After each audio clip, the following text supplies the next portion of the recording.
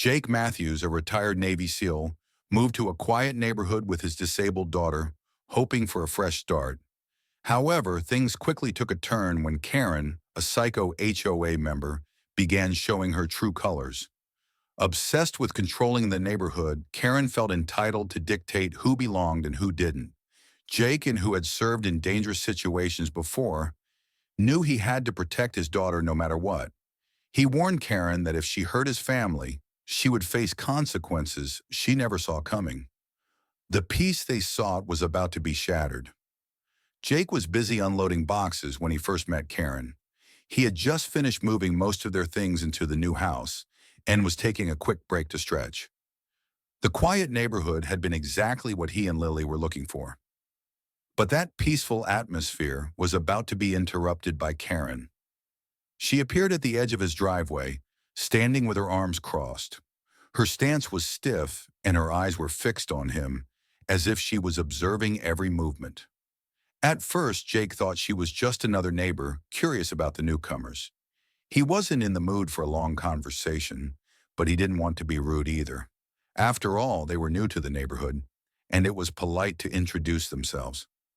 Karen slowly walked toward him, her steps deliberate, as if she was taking her time to make an impression. When she reached him, she offered a smile, but it was stiff and didn't look genuine.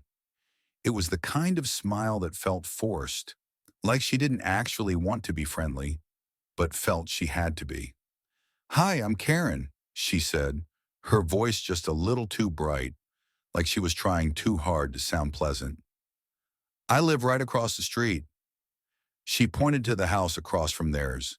Jake returned the smile, hoping to keep things friendly. "Hi, I'm Jake, and this is my daughter Lily," he said, gesturing toward the house. "We just moved in." Karen gave a nod but didn't make much of an effort to engage with Lily, who was standing quietly beside Jake. Instead, she took a step back, her eyes scanning the house as if she were inspecting it. "I see," she said, then paused for a moment. "This house has been on the market for quite some time. I guess it's finally been sold, huh?" she added, her words coming out with a sharp edge. Jake, trying to be polite, shrugged. "Yeah, it took a little while, but we're happy to be here now." Karen's eyes didn't leave the house as she spoke again, her tone suddenly more critical. "Well, it's been a long time coming," she said, her words hanging in the air. "I just thought it would be someone different moving in, you know?" She said it so casually, as if she didn't mean to offend, but it stung all the same. Jake felt a twinge of discomfort. He wasn't sure why, but Karen's words left an odd feeling in his stomach. It was clear she was implying something, but he wasn't exactly sure what. It was as if she was trying to tell him that they weren't the right kind of people for this neighborhood, though she didn't say it outright. He took a deep breath and tried to keep things civil. "Well, we're happy to be here, and we're looking forward to meeting more neighbors," Jake said, keeping his voice friendly but firm. Karen smiled again, but this time it didn't even seem forced. It was a little too polite, almost like she was trying to mask something deeper. "I'm sure you'll find it interesting here," she said, giving him one last long look before turning and walking back to her house across the street. Jake watched her go, a sense of unease settling in his chest. He had no idea why, but something about Karen didn't sit right with him. She had been too quick to judge, and the way she spoke left him with an uncomfortable feeling. He hoped it was nothing, but deep down, he had a feeling this was just the start of something strange with her. Jake was standing outside taking a break from unpacking boxes when he saw her approach. It was Karen, the neighbor across the street. She walked over slowly, with a stiff posture and a look in her eyes that made Jake feel uneasy right away. At first, he thought maybe she was just coming to say hello, but something about the way she carried herself felt off. As Karen reached him, she smiled, but it wasn't a genuine smile. It looked forced, like she had practiced it in the mirror, trying to make it seem friendly. Her eyes were cold, scanning Jake and his daughter, Lily, who was quietly standing nearby. Jake smiled back, trying to keep the situation friendly. "Hi, I'm Karen," she said, her voice just a little too loud. "I live across the street." "Nice to meet you, Karen. I'm Jake, and this is my daughter, Lily," he replied, offering his hand for a handshake. Karen hesitated for a second before shaking it, her grip stiff. "Well, welcome to the neighborhood," she said, but her tone wasn't warm. It was almost like she was saying it out of obligation, rather than genuine friendliness. Karen then looked up at the house, then back at Jake, and said, "I see you finally moved in. This place has been on the market for a long time, hasn't it?" Jake nodded, a little confused by her comment. "Yeah, it took a while, but we're happy to be here now." Karen's smile faded slightly, and her eyes narrowed as she continued. "Hmm, well, it's been sitting there for months. I was starting to wonder who would end up moving in." Jake didn't know what to say. It was a strange way to start a conversation, and it made him feel uncomfortable. He could tell she wasn't exactly happy about who had bought the house, but he decided to brush it off. Maybe she was just trying to make small talk. "Yeah, it's been a long process, but we're excited to be part of the community," Jake said, trying to steer the conversation in a more positive direction. Karen's eyes flicked over to Lily, who was standing quietly, watching the exchange. For a moment, she didn't say anything, just looked at her daughter as if weighing something in her mind. Then, without much emotion, she said, "It's nice that you're here, I suppose. We don't usually get many people moving in around here. Things are pretty, well, controlled." Her voice was sharp, and the way she said controlled made Jake feel even more uneasy. Jake nodded, trying to keep the conversation light. "Well, we're just looking to settle in and enjoy the peace around here." Karen didn't seem convinced. She gave him another smile, but it was colder this time. "I'm sure you'll figure it out," she said before turning and walking back toward her house. Jake watched her go, feeling a strange weight in his chest. It wasn't just the words she had said, but the way she said them. Something about her felt controlling, almost like she was sizing him up, judging whether or not they truly belonged in the neighborhood. He couldn't put his finger on it, but Jake knew this wouldn't be the last time he'd feel the unease that Karen had brought with her. As the days passed, Jake and Lily started to settle into their new home. The neighborhood was peaceful, and things seemed to be going well. However, it didn't take long for Karen's controlling attitude to become more obvious. One afternoon, Jake was unloading some more boxes from the moving truck when he noticed Karen walking over. She was holding her phone, as if she was waiting for the right moment to approach. Jake had learned to expect her visits by now, but he still couldn't shake the feeling that Karen was always looking for something to criticize. "Jake," Karen called as she walked up to him, "I need to talk to you about something." Her tone was sharp, like she had something important to say. Jake wiped his hands on his jeans and gave her a nod. "What's up?" he asked, trying to stay friendly. "That truck of yours," Karen began, pointing toward the moving truck that was parked in front of their house. "It's blocking my view." Jake frowned, confused. "It's just a moving truck. It'll be gone by the end of the day." Karen folded her arms across her chest, her face hardening. "I know, but it's still blocking the street. People like to walk by and see the view. It's all about maintaining the neighborhood's charm, you know?" She said it as though she had every right to control where the truck was parked. Jake took a deep breath. He didn't want to start an argument over something so small. "I'll move it as soon as the movers are done. It's not a permanent issue." Karen didn't seem satisfied with that answer. She stood there for a moment, giving Jake an annoyed look before she turned and walked away. Jake let out a sigh, hoping that would be the end of it. The next day, Karen came over again, this time walking toward Jake as he worked on some small repairs outside. She was wearing her usual cold expression. "I noticed you've been making some changes to the house," Karen said, eyeing the ramp Jake was installing for Lily's wheelchair. "I don't know if that's really in line with the neighborhood's standards." Jake felt a knot form in his stomach. He knew the ramp was important for Lily's independence, But he also understood that Karen was the type of person who wouldn't like any change to the neighborhood. It's a simple modification to make the house more accessible for my daughter, Jake explained, trying to keep his voice calm. She has a disability, and the stairs are difficult for her. Karen raised an eyebrow but didn't seem convinced. I get that, but a ramp like that? It's not exactly fitting with the rest of the neighborhood's look. We like things to stay uniform around here. Her words were filled with judgment, as if she thought their family didn't belong or didn't deserve the same accommodations. Jake's patience started to wear thin. He wasn't going to let her make him feel guilty for doing what was best for his daughter. I understand, Karen, but this is what my daughter needs. The ramp stays. Karen gave a tight-lipped smile and shook her head, clearly not happy with the answer. Well, it's just something to keep in mind. We have standards here, Jake. Jake stood firm, refusing to back down. I'll keep that in mind, he replied. But the changes I'm making are for my daughter. I'm not doing this to upset anyone. Karen huffed and turned to leave, but Jake could tell she wasn't finished. He had a feeling that her complaints wouldn't stop there.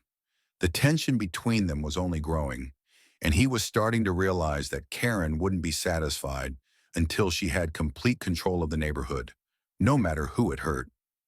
One sunny afternoon, Jake decided to take Lily to the local park to meet some of the other neighbors and enjoy a day out. After all the stress of moving and dealing with Karen's complaints, it felt like a nice change of pace. They arrived at the park and immediately noticed a few families gathered, enjoying the warm weather.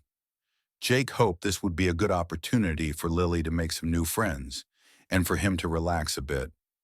As they made their way toward the swings, Jake could see other parents chatting and watching their kids play. Lily smiled, excited to see the playground, and ran over to join the other children. Jake watched her go, feeling a sense of relief.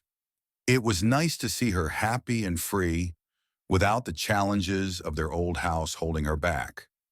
But just as Jake was starting to relax, he saw Karen approaching. She wasn't alone this time. She was walking with two other women, both of whom were looking around with curious expressions. Jake couldn't help but feel a sense of tension rise in his chest. Every time Karen showed up, it felt like something was about to go wrong. Karen's posture was stiff, and her expression was set in a way that made her seem like she was in charge. As she walked toward Jake, her eyes scanned the park, clearly taking in the surroundings. She acted like she was the authority of the neighborhood, as if everyone else should look to her for approval. Jake, right? Karen said, her voice cool and clipped, but still carrying that fake politeness. I see you brought Lily out today. She gave a quick nod toward Lily, who was playing with the other kids, but her smile was tight, almost forced. Jake forced a smile of his own. Yeah, just thought it'd be nice for her to meet some of the other kids. He tried to keep the conversation light, but something about Karen's attitude made him uneasy. She didn't seem interested in chatting. Instead, she was sizing up the whole situation. As she looked at Lily, Karen's face changed. Her previously neutral expression suddenly hardened, and her eyes narrowed. It was subtle, but Jake noticed it immediately. He felt the weight of her disapproval. It was as if she didn't want to acknowledge Lily at all, let alone engage in any friendly conversation. Well, I should probably get going, Karen said suddenly, not bothering to look back at Lily. It's getting late, and I have some things to do. She turned to leave without any more words, dismissing both Jake and Lily as if they were nothing. Jake stood there for a moment, watching Karen walk away, his unease growing. He couldn't shake the feeling that Karen was intentionally avoiding his daughter, treating her as if she didn't matter. It wasn't just a small gesture. It felt like a deliberate act of exclusion. And what was worse, Karen had done it in front of the other two women who followed her without question. It was as if Karen was the one who decided who belonged and who didn't. Jake shook his head, trying to push the thoughts aside. He didn't want to make a scene in front of the other neighbors, but deep down, he knew something wasn't right. He couldn't ignore the hostility coming from Karen, and he had a feeling this was just the beginning. The community festival was supposed to be a fun, relaxing day for Jake and Lily. It was a beautiful Saturday afternoon, and families were gathered at the park near the river, enjoying games, food, and live music. Jake was hopeful that this would be a chance for Lily to meet even more kids, and for him to enjoy some peace. They walked around the festival together, exploring the booths, listening to music, and even stopping by the food stalls to grab some snacks. But as they approached the riverbank, Jake noticed Karen again. She was standing near the edge of the water with a group of other neighbors, talking in low voices. Jake felt his stomach tighten. Every time Karen appeared, something bad seemed to follow. He tried to stay calm and ignore her, focusing on Lily, who was laughing and chatting with a few other kids near the swings.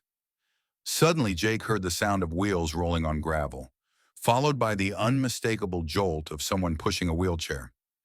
He turned around just in time to see Karen approaching Lily from behind. Without warning, Karen stepped forward and shoved Lily's wheelchair into the river. Jake's heart stopped for a moment as he saw the wheelchair roll over the edge of the bank, tipping into the water.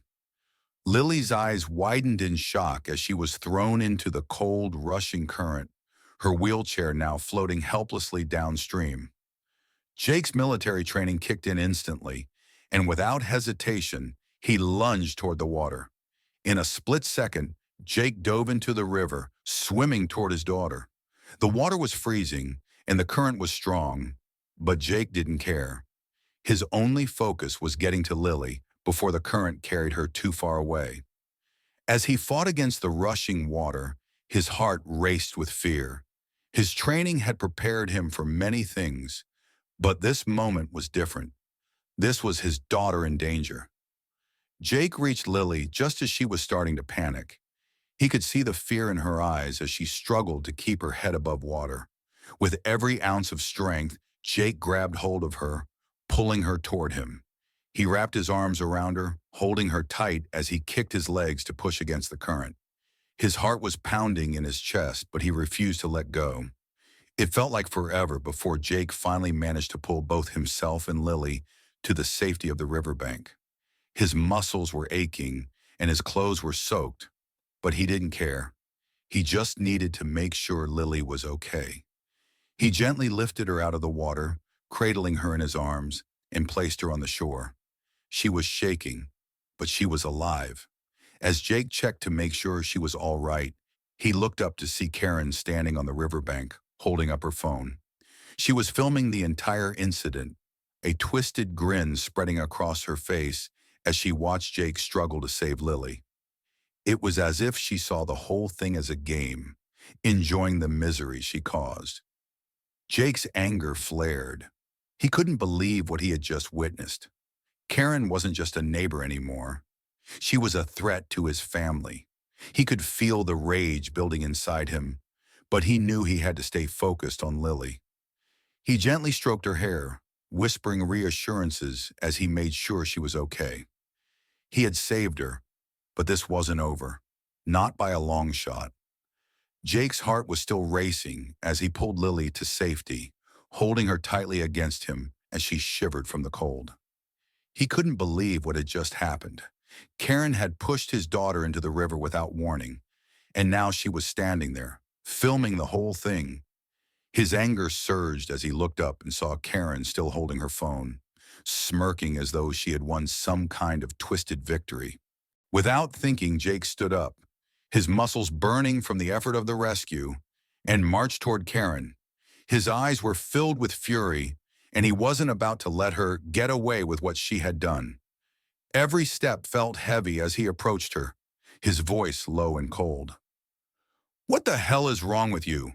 Jake demanded, his fists clenched at his sides. His voice shook with anger, but he didn't yell. He didn't need to. The force of his words was enough to make Karen stop in her tracks. Karen lowered her phone slowly, her expression shifting from smugness to something more defensive. She had clearly expected a different reaction, but Jake wasn't going to let her off easy. He didn't even wait for her to speak. "You pushed my daughter into that river. Jake continued, his voice growing colder with every word. You put her life in danger for no reason at all. What the hell did she ever do to you? Karen tried to back away, clearly feeling the weight of his anger. I, I didn't mean to, okay? She stammered, but her voice lacked any real sincerity. It was just a mistake. I didn't realize. Jake shook his head, not believing a word she said. A mistake? You pushed her into the water on purpose. I saw it. There was no mistake about it. Karen, realizing she wasn't going to talk her way out of this, quickly shifted her stance. Well, it wasn't like that, she said, trying to sound calm. I just thought, this place, it's too chaotic. Kids like her shouldn't be in places like this. It's dangerous, and I was just trying to. Jake cut her off with a sharp gesture, his eyes narrowing. Dangerous? He repeated. You think my daughter doesn't have the right to be here because she's disabled? You think you can just make that decision for her? Karen took a step back, sensing Jake's fury was only growing. She tried to explain herself again, but Jake wasn't listening. His patience had run out, and he wasn't about to let her make excuses. You don't get to decide who belongs in this neighborhood, Jake said, his voice low and dangerous. And you don't get to hurt my daughter. You ever do something like that again, Karen, and I promise you, you will regret it. Karen's face paled at his words. For the first time, she realized she had gone too far. The calm, controlled military man in front of her wasn't someone she could intimidate or push around. She had crossed a line, and Jake made it crystal clear that there would be consequences if she ever tried to hurt his family again. With a final cold look, Jake turned away from her and walked back to Lily, who was still sitting on the riverbank, shaking. He wasn't done with Karen, not by a long shot, but right now his daughter needed him. He knelt beside her, wrapping his arms around her tightly, and promised that, no matter what, he would always keep her safe. The tension in the air was thick as Jake stood by the riverbank, holding Lily close to him. She was still trembling from the cold water, but she was safe. He had saved her. But Karen, standing a few feet away, hadn't moved an inch. She was still holding her phone, a look of defiance on her face. Jake knew it wasn't over yet. This wasn't just a random act. Karen needed to be held accountable for what she did. The sound of sirens broke through the silence. Jake turned to see a police car pulling up to the park, followed by two officers stepping out. As they approached, Jake didn't wait. He was ready to make sure that what Karen had done didn't go unpunished. The officers took one look at the situation and immediately began asking questions. Jake wasted no time in showing them the evidence. He pulled out his phone and played the footage he had recorded, showing Karen pushing Lily's wheelchair into the river without any warning. He made sure they saw the moment it happened, and the officers were silent as they watched the clear evidence of Karen's actions. Here it is, Jake said, his voice steady but filled with anger. This is the footage. Karen pushed my daughter into the river, and I'm not letting her get away with it. The officers exchanged a glance before one of them turned to Karen. Ma'am, can you explain what happened here? The officer asked, his voice calm but firm. Karen, realizing the evidence was stacked against her, quickly tried to spin the situation. It wasn't like that, she stammered. I didn't push her on purpose. It was an accident. I didn't mean for her to fall in. She was trying to sound convincing, but her nervousness showed. Jake wasn't having it. No, it wasn't an accident. You pushed her. You did it on purpose, and you were filming it like it was some kind of game, he said, his voice cutting through Karen's excuses. You need to be held responsible for what you did. The officer nodded, turning back to Karen. Based on the evidence we've seen and the witnesses we've talked to, you're being arrested for reckless endangerment. Pushing a disabled child into the river, especially with intent, is a serious crime. Karen's face went pale as the officer moved toward her and placed her hands behind her back, cuffing her. She tried to speak, but the words wouldn't come. She was too shocked to defend herself anymore. She had pushed Jake's daughter into the river, and now she was being taken away in handcuffs. As the officers led Karen away, Jake felt a sense of relief wash over him. He knew it wasn't just about the legal consequences. It was about making sure Karen couldn't hurt anyone else, especially his daughter. He had stood up for Lily, and the law was on their side. With Karen finally being taken away, Jake turned to Lily. She was still a little shaken, but she was okay. He knelt down to her, giving her a big hug. "You're safe now, sweetie," Jake said softly. "We're going to be okay." Jake picked up Lily and walked away from the river, leaving Karen and her twisted actions behind. He knew there would be more challenges ahead, but for now, he had done what needed to be done. His daughter was safe, and justice had been served. The nightmare was over. As Jake walked away from the park, holding Lily close, he couldn't help but reflect on everything that had happened. It had been a tough day, full of unexpected challenges, but in the end, he was proud of how he had handled the situation. He had stood up for his daughter, protected her from harm, and made sure the person who tried to hurt her was held accountable. Jake knew that no matter what, he would always fight to protect his family. He had been trained for tough situations in the military, but nothing compared to the feeling of knowing he had done the right thing for Lily. It wasn't just about the physical danger. It was about making sure that people understood that no one had the right to push others around, especially not someone as vulnerable as his daughter. He looked down at Lily, who was slowly starting to smile again. "We did it," Jake said, smiling back at her. "We stood up for you." Jake wanted others to know that they too should stand up for what's right, no matter who they're up against. No one should ever feel powerless when it comes to protecting the people they love. If everyone took a stand when they saw injustice, the world would be a better place. If you believe in standing up for what's right, don't let anyone push you around, no matter how entitled they may seem, Jake said. Make sure to like and subscribe to our channel for more powerful stories like this. Remember, standing up for what's right is never wrong.